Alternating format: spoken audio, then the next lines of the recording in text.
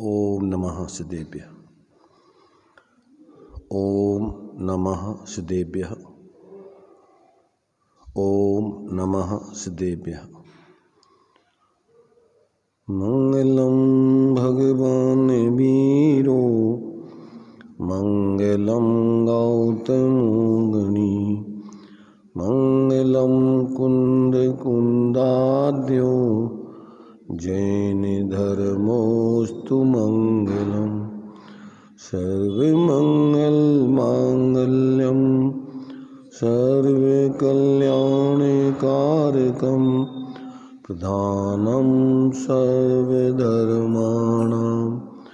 जैनं जयतु शासनम जैनं जयतु शासनम वंदितु सर्वसिद्धि धूमचलमणोभवं गतिं पत्ति मोक्षामि समय पाहुण मृणमो सुधिकेवनीभणिदम् नमः समय साराय स्वानुभूत्या चकाशिति चित्स्वभावाय भावाय सर्वभावान्तरचिदे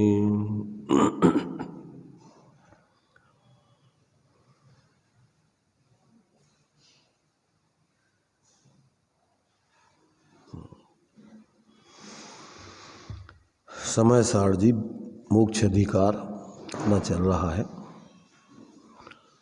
ये जीव किस प्रकार से दुखों से मुक्त होता है और किस प्रकार ये जीव बंधन में पड़ के चतुर्गति संसार में घूमता हुआ दुखी होता है, उस बात को यहाँ पर सिद्ध किया जा रहा है। तो बात यहाँ ये बतलाई जा रही है, गाथा 304 और 5 ये दो गाथाएं अपनी चल रही हैं। इसमें शिष्य का प्रश्न था कि अपराधी जीव बंधता है और निरपराधी जीव मुक्त होता है, तो वो अपराध क्या है?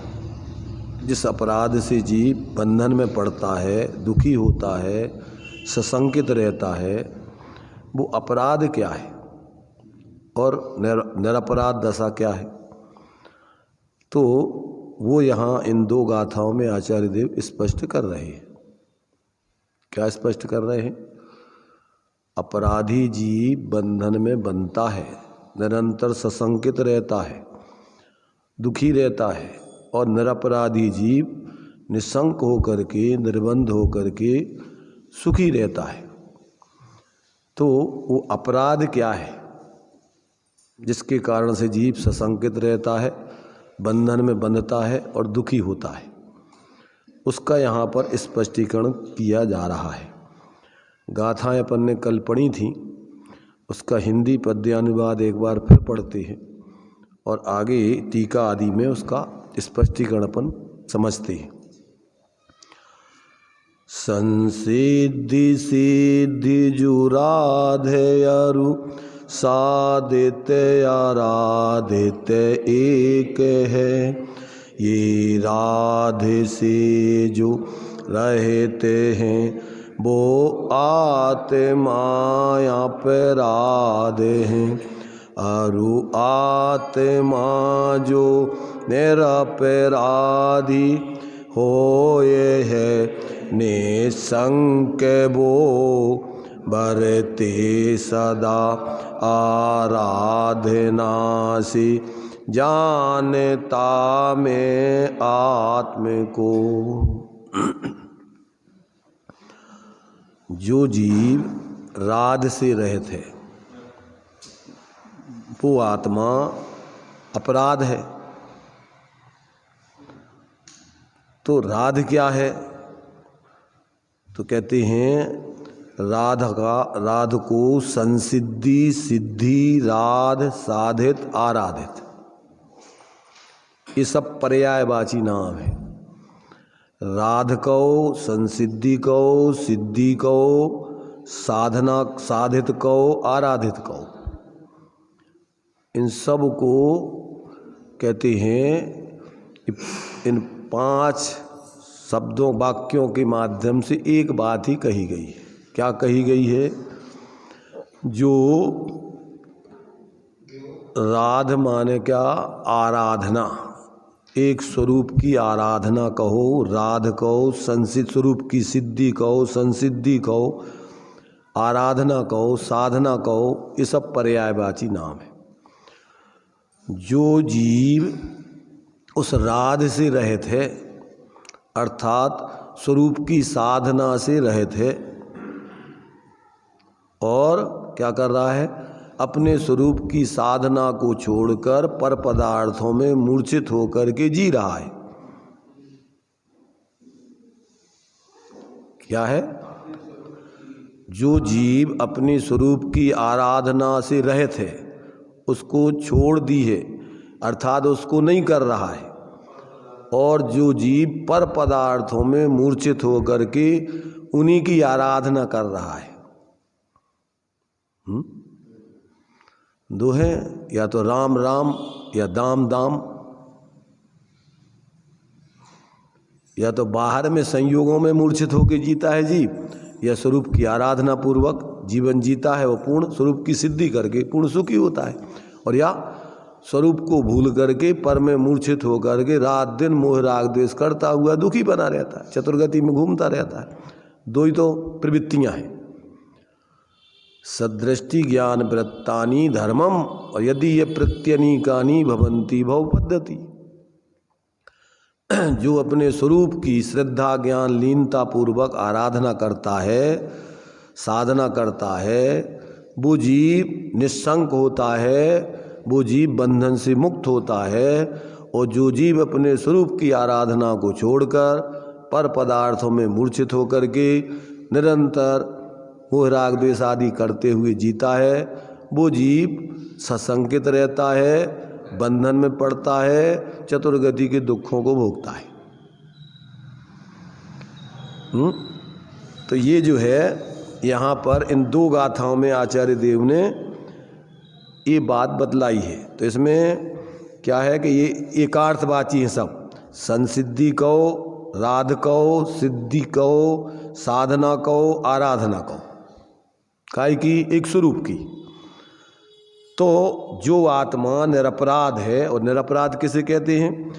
कि वह निस्संग होता है जो निरपराध है, और वो क्या करता है अपने को? जो शुद्ध आत्मा है सो ही मैं हूँ।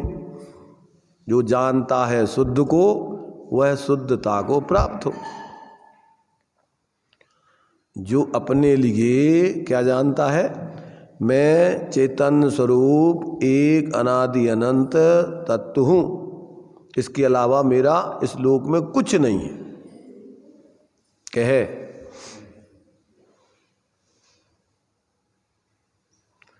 अपनी आत्मा को छोड़ करके क्या इस आत्मा का इस दुनिया में कुछ भी है क्या कि नहीं है? ये जब तक जीव को निर्णय नहीं होता है, अनुभव नहीं होता है, ऐसी प्रतीति नहीं होती है, तब तक वो जीव धर्मात्मा नहीं होता है, परमात्मा नहीं बन सकता है, सुखी नहीं हो सकता है। क्यों? कि वास्तव में दुख है मोह में, और सुख है अपने स्वरूप में स्थिर होने में।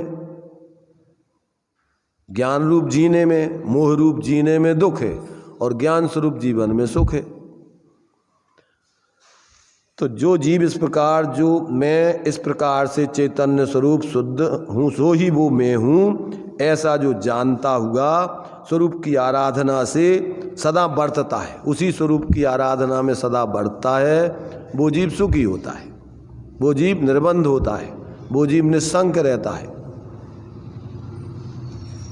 देखो इसी की टीका में आचार्य देव खुलासा करते हैं। पर द्रव्य के परिहार से शुद्ध आत्मा की सिद्धि अथवा साधन सो राध है। सबके पास पुस्तकें हों तो क्या है कि अपन को उसमें साथ में देखते जाएं कि हाँ आचार्यों ने ये बात लिखी है, हम अपने मन से नहीं कह रहे हैं। ज़्यादातर लोगों को क्या है कि सामने पुस्तक ग्रंथ नहीं हो तो क्या है कि उपयोग भी लगता है और समझ में भी आता है। आयु बात भगवान जिनेंद्र की 2000 साल पहले आचार्य कुंद देव ने इस बात को लिखा था। भगवान महावीर स्वामी की परंपरा में आचार्य कुंद देव बहुत ही प्रमाणिक और उत्कृष्ट साधु हुए हैं। सभी लोग इनकी परंपरा को ही आज मानते हैं। अपन मंगलाचरण में बोलते हैं मंगलम भगवान वीरो, मंगलम गौतमो गणी, मंगलम कुंदाद्यो। कुंद आचार्य को आदि लेकर जो परंपरा चल रही है वो पूज्य है, महान है। जैन धर्मोस्तु मंगलम, तो वो जैन धर्म कोई जाति, कोई संप्रदाय, कोई व्यक्ति का नहीं है। जैन धर्म क्या है? जो वस्तु स्वरूप को बता करके और जो मोह राग द्वेष से रहित करने के मार्ग को बताता है, उसकी आराधना में जो लगता है वो जैन धर्म है, वो जैन है। तो जैन कोई जाति नहीं है, जैन कोई संप्रदाय नहीं है, जैन कोई व्यक्ति विशेष नहीं है। जैन तो वस्तु का स्वरूप है। उस वस्तु स्वरूप की आराधना जो जीव करता है, स्वभाव की आराधना करता है, वो जीव जैन कहलाता है। और उस जैन मार्ग पर चलकर, मोह राग द्वेष के अभाव के मार्ग पर चलकर जो पूर्ण मोह राग द्वेष रहित हो जाता है वो जिन कहलाते हैं। जिन माने जिन्होंने मोह राग द्वेष को पूर्ण रूपेण जीत लिया है, पूर्ण सुखी हो गए, वे जिन हैं। और जो उसी मोह राग द्वेष को जीतने के मार्ग में लगते हैं स्वाश्रय से, वो जैन है। अब चारों गति के जीव होते हैं, कोई संप्रदाय विशेष, कोई व्यक्ति विशेष नहीं है, क्योंकि प्रत्येक जीव का स्वभाव शांत निराकुल निष्कषाय रहने का है। माने अंदर में देखो उनका स्वभाव तो ऐसा है, और पर्याय में अपने स्वरूप को भूल करके निरंतर मोह राग द्वेष करते रहते हैं। तो पर्याय में भी जब तक अपने उस स्वरूप का आश्रय करके और उस प्रकार का परिणमन नहीं करते, तब तक वो निरंतर क्षणिक संकल्प विकल्प करते दुखी बने रहते। देखो दुख तो क्षणिक है और सुख आत्मा का शाश्वत स्वभाव है।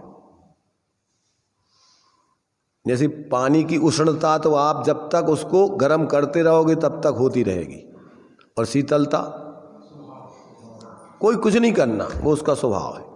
ऐसे प्रत्येक आत्मा यदि परावलंबन छोड़ के सहज रहे तो उसका शांत निराकुल स्वभाव है। जी हाँ, ये लाइट जो है ये कोई धारा प्रवाह है, उसमें कोई भरी नहीं है लाइट क्या है? प्रति क्षण नया नया करेंट आता रहेगा तो लाइट जलती रहेगी। ऐसी विकारी परिणाम, प्रति समय पर में मूर्छित होकर जीते रहोगे तो बेकार होता रहेगा, और पर में मूर्छित नहीं हो तो आत्मा का स्वभाव मैं शांत निराकुल चेतन हूँ है, मुक्ति रमा सहचर, मोह रहित परिणति ही आत्मा का वास्तव में सच्चा जीवन है। यह मोह तड़क कर टूट पड़े प्रभु सार्थक फल पूजा तेरी। भगवान की पूजा काहे के लिए है? भगवान जैसे बनने के लिए है। बंदे तद्गुण लब्धये, तो उन जैसे कैसे कब बनेंगे? कि जब उन जैसा जीवन जिएंगे। पूजा तो अपने लिए क्या है? उनसे जुड़े रहने के लिए है, उनके स्वरूप को ध्यान करने समझने के लिए है। और जब अपन उनके जैसा स्वरूप समझ लिया तो जैसे वो अपने स्वरूप के अवलंबन से बीतराग हुए, वैसा अपने स्वभाव अपने स्वरूप का अवलंबन करेंगे तो जीवन में तुम्हारे क्या होगा? जैनपना, धर्मपना, शांति प्रकट होगी। और ये नहीं करेंगे तो आज तक अपन क्या कर रहे हैं? दिन रात शुभाशुभ भावों से मेरा व्यापार चला करता, मानस वाणी और काया से मंद कसाय तीव्र कसाय, मंद कसाय तीव्र कसाय। निष्कसाय वृत्ति स्वरूप के अवलंबन के बिना होती नहीं। थोड़े से मंदिर आए, पूजन किया, स्वाध्याय किया, मंद कसाय, और जाके पाप कार्यों में लग गए तीव्र कसाय। अब जो साधक व्यक्ति होते हैं उनको मंद कसाय और तीव्र कसाय ही नहीं चलती है, उनके जीवन में निष्कसायपना भी चलता ही रहता है, धारा प्रवाह। चाहे वे मंदिर में रहें, चाहे वे दुकान पर रहें, चाहे घर में रहें, चाहे भोजन कर रहे हों, चाहे पूजन कर रहे हों, उनका निष्कसाय धर्म भी जीवन में धारा प्रवाह चलता ही रहता है। गुणस्थान प्रमाण कसाय की 4 चौकड़ी बतलाई हैं, नाम सुना कसाय की 4 चौकड़ी का?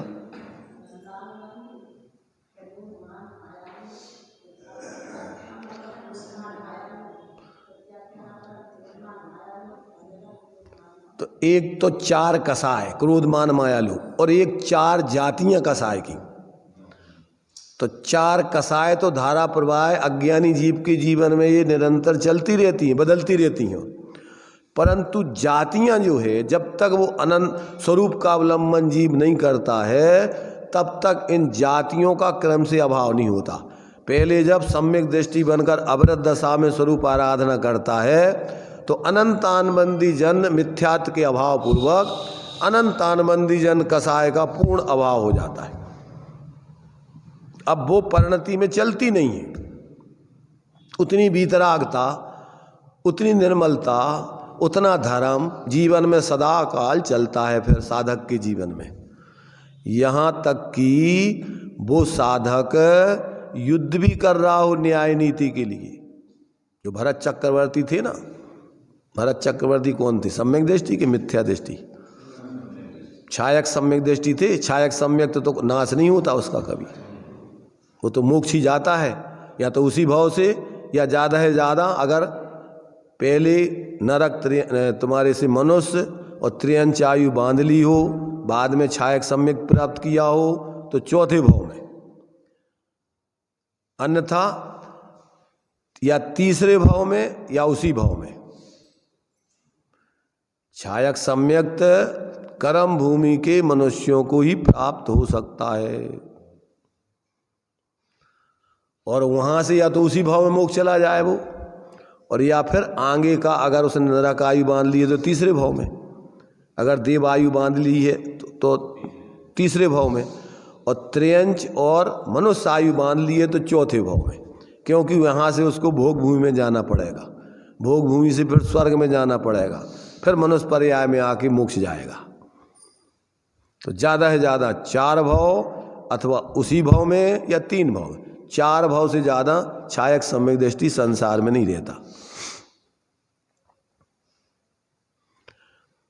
तो मतलब जिसको छायक सम्यक हो गया अब उसको तो मिथ्यात्व में आना ही नहीं है, तो अब कदाचित वो चक्रवर्ती बन जाए तो उसको 6 खंड की विजय भी प्राप्त करना पड़ेगी, क्योंकि 6 खंड की विजय प्राप्त किए बिना तो दीक्षा ले नहीं सकता, वो साधु बन नहीं सकता। कोई चाहे कि जिसको चक्रवर्ती पद की माने पद की प्राप्ति हुई हो या उसको चक्रवर्ती रत्न ऐसा पुण्य बंधा हो, तो अब वो चाहे कि हम बिना चक्रवर्ती 6 खंड को जीते दीक्षा ले करके स्वरूप आराधना करके मोक्ष चले जाएं, वो व्यवस्था नहीं। ये निधत्ति और निकाचित जैसा इस कर्म को भोगना ही पड़ेगा आपको। तो ऐसा ये पुण्य बांधा है उसने कि आपको पहले तो चक्रवर्ती का कारी 60 खंड की विजय करना ही होगी। 96,000 शादियाँ आपकी होंगी, पर भेद विज्ञान पूर्वक सम्यक दृष्टि है तो ये तो कर्म के उदय की मजबूरी है, उसकी कोई चाह नहीं है, ये तो परिस्थिति मजबूरी जन्य है उसकी। अब एक कहावत आती है कि गले पड़ी बजाय सरी। क्या कहावत है, क्या अर्थ होता है? जैसे होली का हुड़दंग युवक लोग नाच रहे, गा रहे, ढोल बजा रहे, और वहाँ से कोई सज्जन व्यक्ति निकल रहा था रास्ते से और पकड़ लिया उसको, उसके गले में ढोलक डाल दी, बजा। अब वो नहीं बजाता है तो परेशान करते हैं, उसको नहीं जाने देते हैं, और बजा देता है तो चल भाग ढोलक दे। तो जैसे वो बजा देता है उससे ढोलक लेके उसको छोड़ देते। कैसी है चक्रवर्ती पद कि गले पड़ी बजाए सरी वाला है स्थिति, कि बिना उसकी प्रवृत्ति किए उससे निर्वृत्ति होने वाली नहीं है। तो कुछ कर्म ऐसे होते हैं कि अब उसका उदय आकर के निर्वृत्ति करके ही प्रवृत्ति होगी, और कुछ ऐसा है, कुछ कर्म ऐसे हैं कि जिनको अपन स्वरूप आराधना के बल से निर्जृत कर सकते हैं और उसको भोगना नहीं पड़ेगा।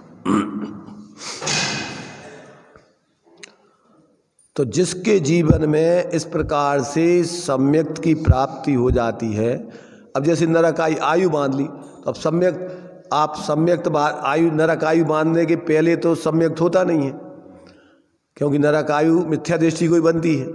तो यदि किसी जीव ने अब नरक आयु बांध ली है, यहाँ तक कि मनुष्य आयु बांध ली है या त्रियंच आयु बांध ली है और बाद में सम्यक प्राप्त किया है, तो अब वो जीव आगे नहीं बढ़ सकता है। अवरत दशा में ही साधना करके अब आयु का बंध भोगे बिना निर्जरित नहीं होगा। अब तो क्या होगा कि उसके लिए भोग भूमि में बाद में सम्यक प्राप्त किया तो भोग भूमि में मनुष्य या त्रियंच या नरक में जाकर के उसको क्या है उस आयु का निर्जरा करके बाद में ही वो वास्तव में फिर साधना कर सकता है उत्कृष्ट। तो चौथे गुणस्थान तक की साधना करने के लिए तो कोई बाधा नहीं है। किसी भी परिस्थिति में व्यक्ति वेद विज्ञान करके अपने स्वरूप की आराधना प्रारंभ कर सकता है। ये परिस्थिति तो कोई भी परिस्थिति तुमने संगी पंचेदी जीव ने आप नरक आयु मान लो, मनुष्य मान लो, त्रियंच मान लो, यहाँ तक कि 7वें नरक में पहुँच जाओ, वहाँ पर भी आपने अगर धर्म सुना है और गलती करके और 7वें नरक चले गए तो वहाँ जा कर के भी आप स्वरूप बोध करके सम्यक्त को प्राप्त कर सकते हो। कहाँ पर? 7वें नरक में भी। और कितने समय तक रह सकते हो वहाँ? सिर्फ 2 अंतर्मुहूर्त छोड़ दो। जब जाओगे तो मिथ्यात्व में जाओगे और अंतर्मुहूर्त के बाद वहाँ आप सम्यक्त को प्राप्त कर सकते हो। और 7वें नरक से निकलोगे तो मिथ्यात्व पूर्वक ही निकलोगे, 7वें नरक से सम्यक्त लेकर के नहीं आ सकते हो, तो वहाँ छूट जाएगा सम्यक। तो ऐसे आपके अंतर्मुहूर्त जाने के समय के अंतर्मुहूर्त आने के समय का मिथ्यात्व में रहेगा और पूरे 33 सागर तक आप सम्यक दृष्टि रह सकते हो। कहाँ पर? 7वें नरक की मार काट में, उठा पटक में, प्रतिकूलताओं में भी आप अपनी आत्मा को पृथक, सबसे पृथक अनुभव करके जी सकते हो। इसलिए ऐसे जीवों को बोलते हैं कि चिन्मूरत दृगधारी की मोह रीत लगत है अटापटी, और बाहर नाराकृत दुख देखे और अंतर सुख रस गटागटी। क्योंकि आत्मा अंदर में अमूर्तिक सत्ता है, बाहर के उपसर्ग परिचय आदि उसको छूते नहीं हैं। जब आप उसमें जुड़ो तो वो विकल्पों से अपन दुखी होते, पर स्वरूप में वो जाते नहीं है, कोई परद्रव्यों का कोई प्रवेश होता नहीं। उपसर्ग बाहर के परिचय कुछ भी हो, वो अपने स्वरूप में प्रवेश नहीं करते। मोह से जो उसके निमित्त से तुम परिणाम बिगाड़ते हो वही दुख है। वो कोई बाहर का तुम्हारे लिए बाहर की परिस्थिति का, आग का काटने, शरीर को काटने पीटने का दुख नहीं है। काय का दुख है? उसमें जो तुम्हारा जुड़ान होता है शरीर आदि में, उससे जीव दुखी होता है। सर सुनाई दे रहा किसी को कुछ?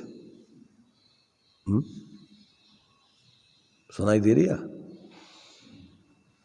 ठंड लग रही है?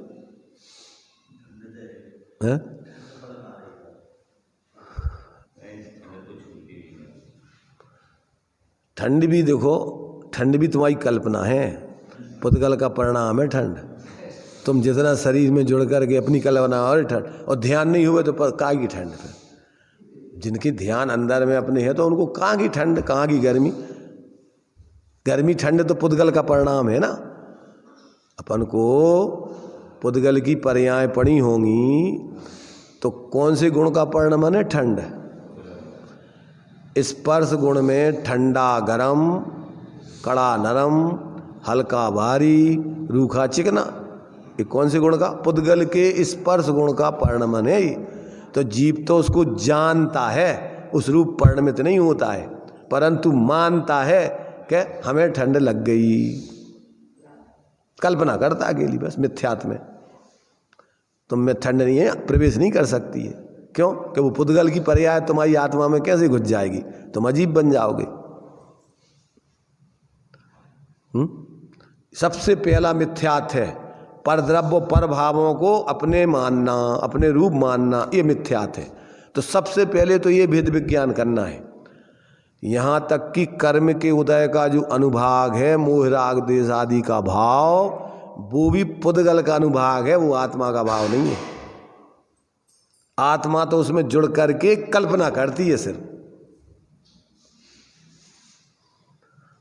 तो ऐसा सबसे प्रथम में प्रथम तो ये भेद विज्ञान हो कि मैं ज्ञान स्वरूप हूँ, मैं ज्ञान स्वरूप ही था, मैं ज्ञान स्वरूप ही रहूँगा, मैं अन्य रूप हुआ नहीं कभी।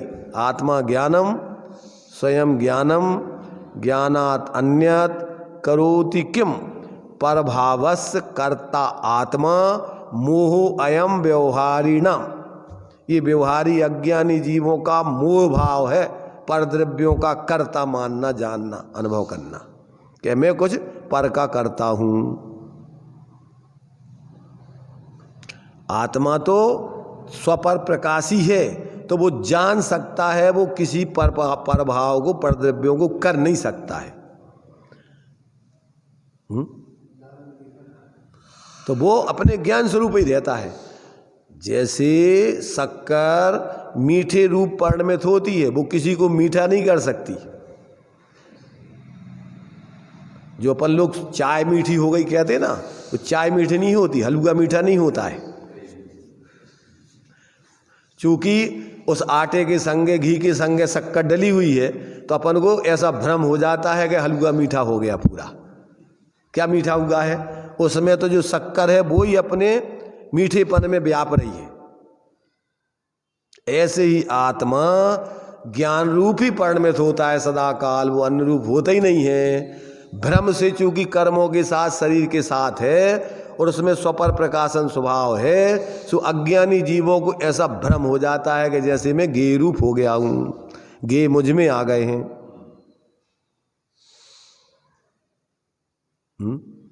दर्पण देखा आप लोगों ने? दर्पण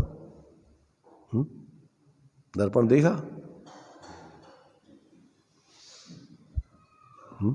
दर्पण दिखाई देते कभी? दिखाई देता कभी? अपन को दर्पण नहीं दिखाई देता है, अपन को चेहरा दिखता है उसमें। चेहरा है दर्पण में? तुम्हारा चेहरा है कि नहीं है? दर्पण में चेहरा होता है अपना कि नहीं होता है? क्या? अरे सामने करो तो तुम्हारा चेहरा दर्पण में जाता है कि नहीं जाता है? हैं? ये भ्रम है, भ्रम। ऐसे ज्ञान में गे आती नहीं है। जैसे दर्पण में कुछ जाता नहीं है, ऐसा लगता है जैसे दर्पण में चेहरा घुस गया हो। तो दिखता यही तो भ्रम होता है। चिड़िया दर्पण के सामने बैठती है, लड़ती है, वो दर्पण में देखी तुमने चिड़ियों को?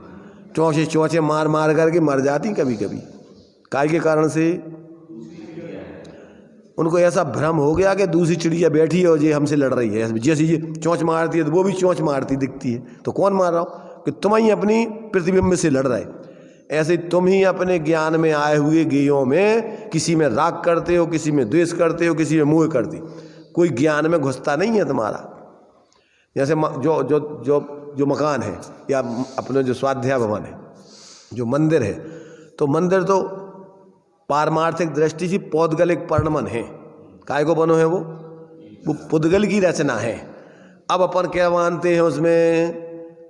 क्या मानते हैं? जो मंदिर अच्छो, जो मंदिर हमाओ, जो मंदिर दूसरों को। कौन को मंदिर?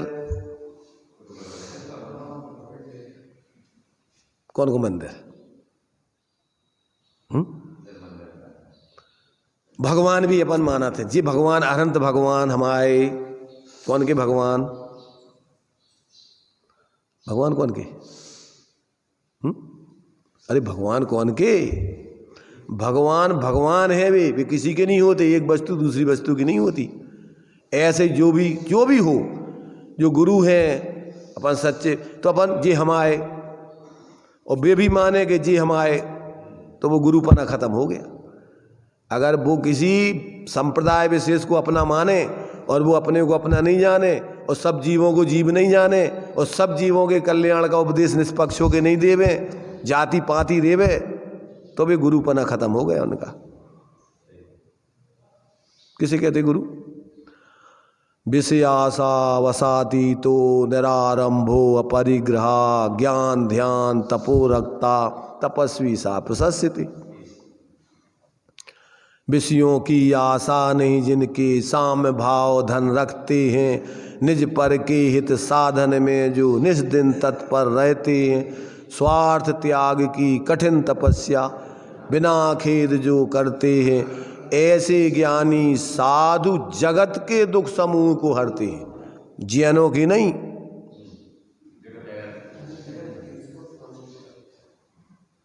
संसार के सभी जीवों के दुख को दूर करने का उपदेश देते हैं,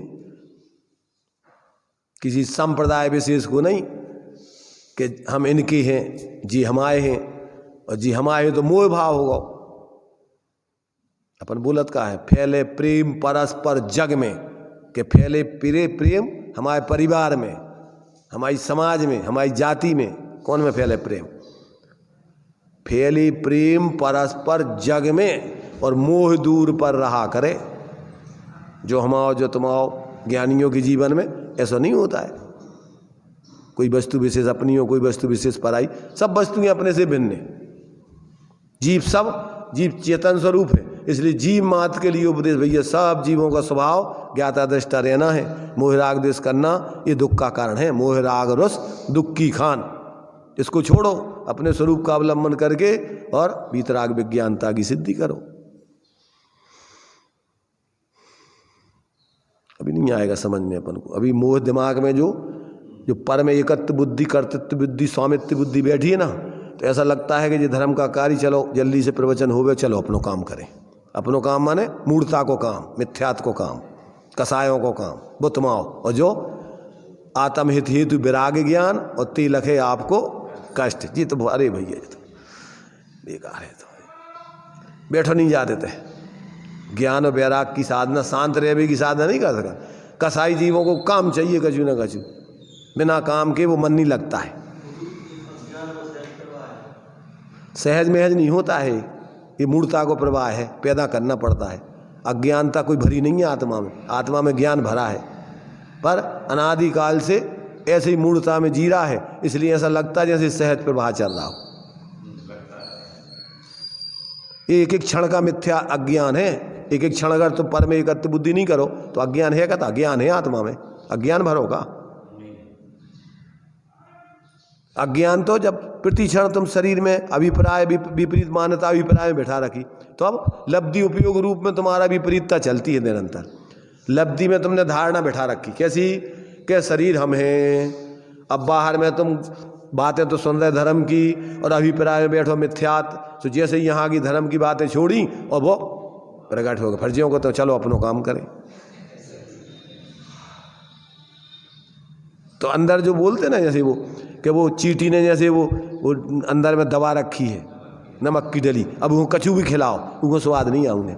ऐसे अभिप्राय में जो विपरीत मान्यता बैठा रखी है, अब जब तक आप उस अभिप्राय को स्वरूप के अवलंबन से उसको बदलोगे नहीं, तब तो निर्णय करके तब तक तुम्हें कोई सम्यक दृष्टि नहीं बना सकता है।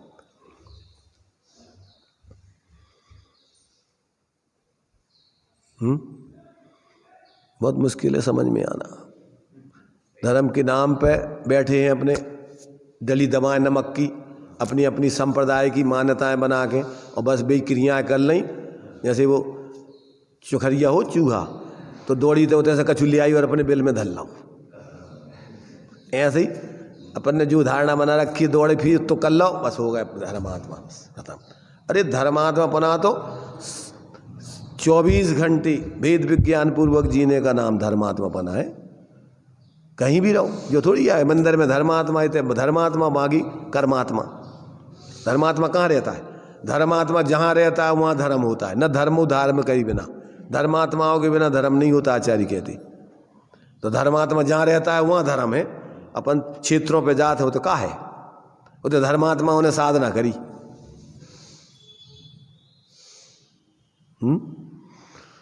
सुनाई दे वो बहुत मुश्किल है। जिसकी लाने नमक की डली दबी रेत है उसको स्वाद नहीं आउत।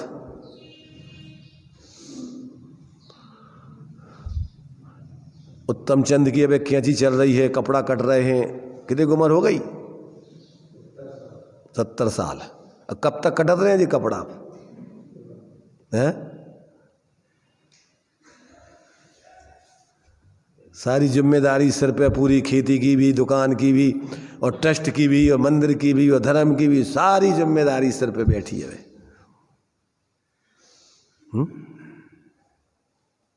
अब कैसे कि अब क्या करें हो? अगर नहीं करें जो तो फिर उपयोग लगाएं कहाँ? काम तो चाहिए कछु ना कछु है। अरे अपन निष्काम स्वभाव वाले हैं, जिनको काम चाहिए वे निष्काम धर्म की साधना नहीं कर सकते। जिनकी दृष्टि यही है कि अपन को तो कछु काम करत रहो, सो अपन धर्म या हो रहो। और आत्मा का स्वरूप कैसा है? हूँ स्वतंत्र निश्चल निष्काम, काम रहित निश्चल, माने चंचलता से और मलिनता से रहित आत्मा का स्वभाव है। चंचलता और मलिनता ही आश्रव बंध के हेतु है। चेतन को मतलब अपन बोलते ना, यूं अजीब आश्रव सुनिए, मन बच काय त्रियोगा, मिथ्या अवरति अरु प्रमाद कसाय सहित उपयोगा, ये ही आत्म को दुख कारण ताते इनको तजिए, जीव प्रदेश बंधे विदिशों से बंधन कबऊ न सजिए। तो मन वचन काय के अवलंबन से उपयोग की चंचलता और मिथ्यात अवरति प्रमाद कसाय सहित उपयोग, ये उपयोग की मलिनता, बस ये दो ही अपने लिए आश्रव बंध के हेतु हैं। योगों से कर्म आते हैं और उपयोग की मलिनता से बंधते हैं। इसलिए अरहंत भगवान के योग तो हैं, कर्म तो आ रहे बहुत, परंतु बंधते नहीं है। क्यों? कि अब उनकी कसाय नहीं है, उपयोग की मलिनता मोह नहीं है उनके अब।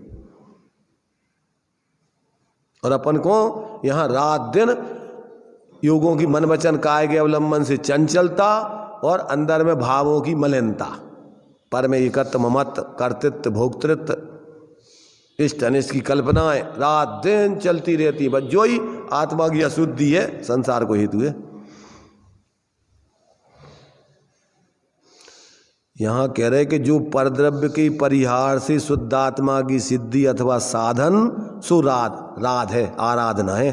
परद्रव्यों को छोड़कर और क्या, जो आत्मा अपगत राध अर्थात राध रहित हो वह आत्मा अपराध है। जो परद्रव्य के परिहार से स्वरूप की साधना में लगा है वो राध है। और जो अपनी आत्मा को छोड़कर और अपगत राध हो गया, स्वरूप की आराधना से रहित हो गया है, वो क्या अपराध है। इतना सा तो काम ही है। परद्रव्य आश्रय से दुर्गति दुर्गति और स्वद्रव्य आश्रय से सुगति।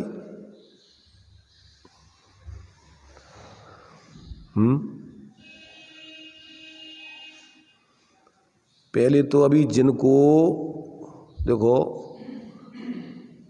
बाहर में अभी संसार की समस्याओं से बहुत ग्रसित हैं और मजबूरी में धर्म करने आते हों तो उनको समझ में आना बहुत मुश्किल है। ये मजबूरी वाला धर्म नहीं है। कौन सा धर्म है ये? तो ऐसे सहज जो संपूर्ण बाहर की मजबूरियों से रहित होकर और बड़ी शालीनता से आत्म शांति पाने के लिए इस धर्म को समझते हैं।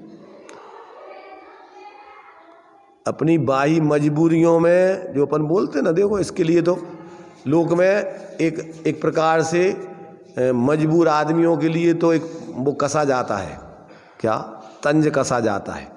जब कोई काम मजबूरी में करना कहते भैया क्या करें, मजबूरी का नाम महात्मा गांधी का मतलब। महात्मा गांधी कोई साधु नहीं बनना चाहते थे, ये ध्यान रखना। कोई वो साधु नहीं थे और थे क्या साधु थे? क्या थे वो तो परिस्थिति जन्य उनको लंगोटी चद्दर पहनना पड़ी थी। छल्लक जी नहीं है देवे कोई।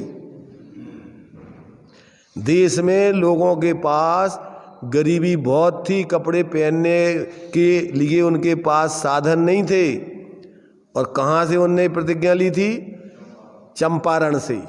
बिहार में जब वो बिहार कर रहे थे तो उस समय एक बहन से उन्होंने कहा, वो बहुत गंदी साड़ी पहने हुए थी, तो उससे कहा कि अरे बहन, अपन कम से कम इन साड़ियों को धो तो लिया करो, इतने गंदे मत पहनो, गरीब है तो क्या हुआ, इसको धो लिया करो। तो वो रोने लग गई। तो उन्होंने कहा भैया मैंने तुमसे ऐसी कौन सी बुरी बात कह दी कि कपड़े इसको धो लिया करो? तो उन्होंने कहा आपने तो बापू बहुत अच्छी बात कही, पर ये तो बताओ कि हम धोए कैसे? यही साड़ी तो हमें कैसे मिली है मुश्किल से, हम कैसे इसको धोएं? हमारे पास एक तो साड़ी मुश्किल से प्राप्त करी है। और उनने कहा हमारे देश, और वो तो चूंकि बैरिस्टर थे, विदेशों में बढ़िया टाई माई सूट बूट पहनते थे। उनने कहा हमारे देश की स्थिति ऐसी है। तो उस दिन से उनने प्रतिज्ञा कर ली कि जब तक हमारे देशवासियों को व्यवस्थित पूरे कपड़े नहीं होंगे तब तक हम भी, नियम था उनका, भोजन के पहले सूत काट करके कुछ ना कुछ कपड़े बुनने के लिए भोजन करते थे। बाद में वो तकली से कपड़े कटते थे। हम लोगों को बच्चों के लिए भी स्कूल में पहले रुई तकली दी जाती थी काटने के लिए, है प्रैक्टिकल नहीं, वो तो वहाँ एक पीरियड था उसका, डेली उनके लिए रुई कटवाई जाती थी और वो काम में ली जाती थी। फिर हमने भी तकली से रुई काटी है। इन लोगों में कोई ने काटी कि नहीं काटी है? काटी है, इन्होंने, अम्मा जी ने काटी।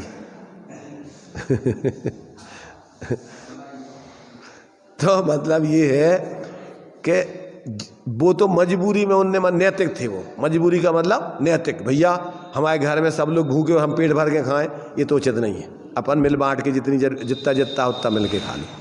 तो ये तो कि भैया था नहीं, इसलिए वो भूखे कम खा करके रहे, कोई एक असर नहीं कर रहे थे भी। धर्म नहीं था वो मजबूरी की परिस्थिति थी। वो भी नैतिकता है, एक मंद का सा है वो भी, कि भैया अपने परस्पर में साथ में रह रहे हैं तो मिल बांट करके एक दूसरे का सहयोग करो। पर धर्म में तो स्वरूप के अवलंबन से निष्कषाय वृत्ति पूर्वक जीना, उसका नाम धर्म है।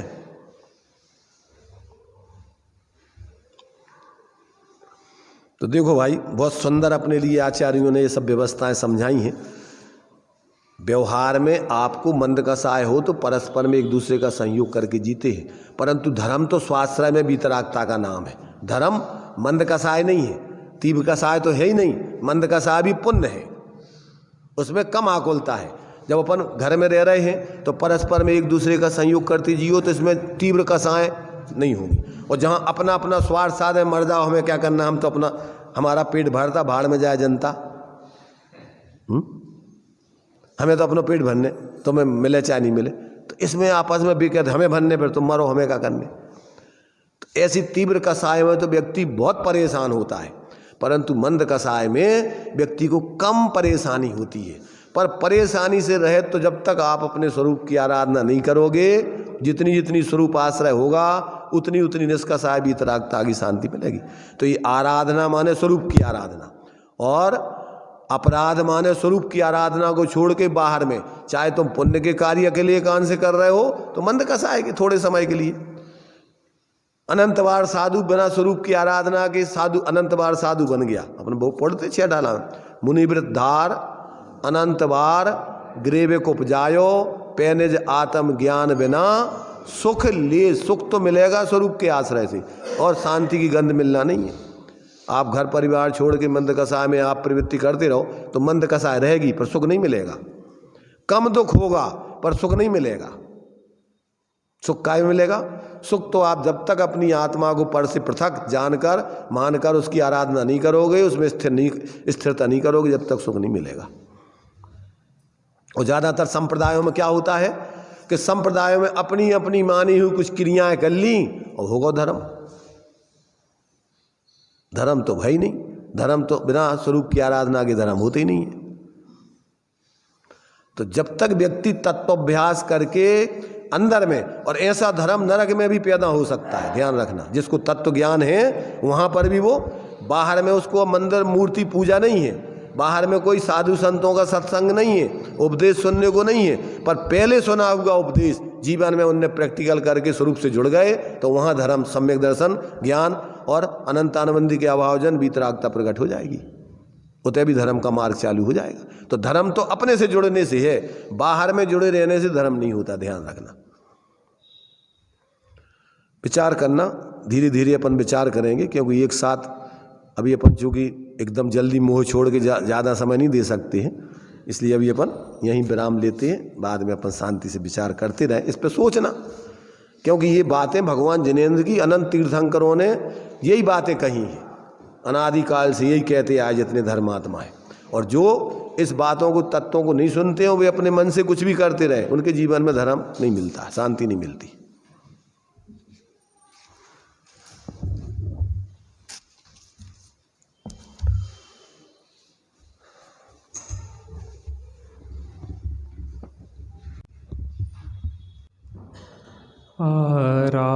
आराधना की यह घड़ी हम भाग्य से पाई,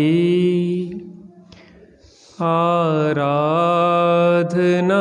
शुद्धात्मा की ही मुझे भाई। आराधना की यह घड़ी महाभाग्य से पाई है, लेकिन जो जीव आराधना को नहीं करते वह अपराधी हैं, और जो आराधना को करते हैं वह निरपराधी हैं।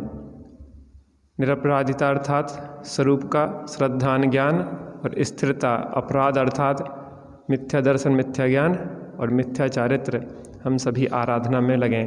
इसी मंगलमय भावना से 2:45 से 3:30 दोपहर, 7 बजे से 8 बजे तक कथा, और 8 बजे से 23 सबका द्रव्य संग्रह पे स्वाध्याय, यह क्रम रहेगा।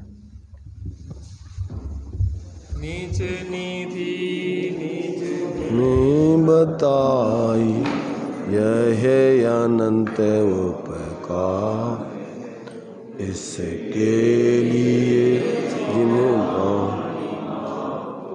वंदना सत बार है, इसके लिए जिन वाणी माँ को वंदना सत बार है।